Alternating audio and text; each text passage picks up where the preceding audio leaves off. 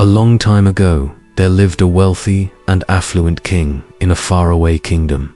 He had a very beautiful daughter of marriageable age named Afiong. All the young men in the country wanted to marry her, but she refused all offers of marriage. Most of the rich old men asked for her hand in marriage, but she called them old and ugly. Afiong was very proud and vain. In spite of repeated entreaties from her parents, she refused to marry any man from her land. She vowed to marry a rich prince from a faraway kingdom. Her prince would be the best-looking man in the entire world. He would be strong and perfect in every way, and capable of loving her properly. So, Afiong the princess continued to disobey her parents, at which they were very much grieved one day. There was commotion within the village. What could be happening? People inquired. Not long after, the news got to the palace. A very fine man had been seen in the market, who was better looking than any of the natives. Afiong rushed to the market at once, and directly she saw the most handsome man she had ever set her eyes on. She fell in love immediately and invited him to her house. The prince was delighted and went home with her. On his arrival, the handsome prince was introduced by Afiong to her parents. The prince immediately asked their consent to marry their daughter. At first they refused, as they did not wish her to marry a stranger, but at last they agreed. He lived with Afiong for 2 days in her parents' house, and then said he wished to take his wife back to his country, which was far off. To this the princess readily agreed, as he was such a fine man, but her parents tried to persuade her not to go. However, being very headstrong, she made up her mind to go, and they started off together. It was a sad day for the king and the queen.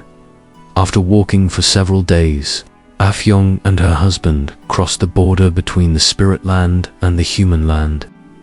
Immediately, they set foot in the spirit land. Strange things began to happen. First of all, one man came to the prince and demanded his legs, then another his head, and the next his body, and so on, until in a few minutes the prince was left with a nothing but a skull. The princess became terrified. She could not understand what had happened to her handsome prince. The prince then laughed at the princess and confessed that the princess was now seeing him in his natural state. He had borrowed all his body parts from the other spirits so he would look human when he went to ask for her hand in marriage. In fact, his entire body consisted of only a human skull. The princess wanted to return home, but the skull would not allow this and ordered her to go with him. When they arrived at the skull's house, they found his mother, who was a very old woman, quite incapable of doing any work. She could only creep about. Afiong tried her best to help her, and cooked her food, and brought water and firewood for the old woman. The old creature was very grateful for these attentions, and soon became quite fond of Afiong.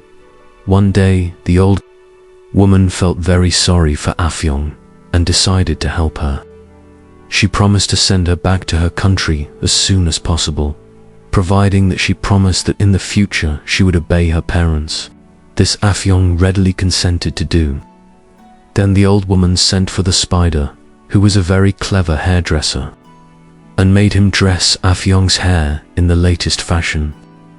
She also presented her with anklets and other things on account of her kindness.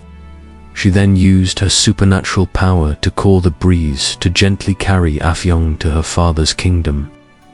Soon afterwards, the breeze deposited Afiong outside her home and left her there. When the king and the queen saw their daughter, they were very glad, as they had for some months given her up as lost. There was feasting and dancing throughout the kingdom for 8 days and nights. Afterwards, the king passed a law that parents should never allow their daughters to marry strangers who came from a far country. Then the prince from a neighboring village came to ask for Afiong's hand in marriage, and she willingly consented. and lived with him for many years and had many children.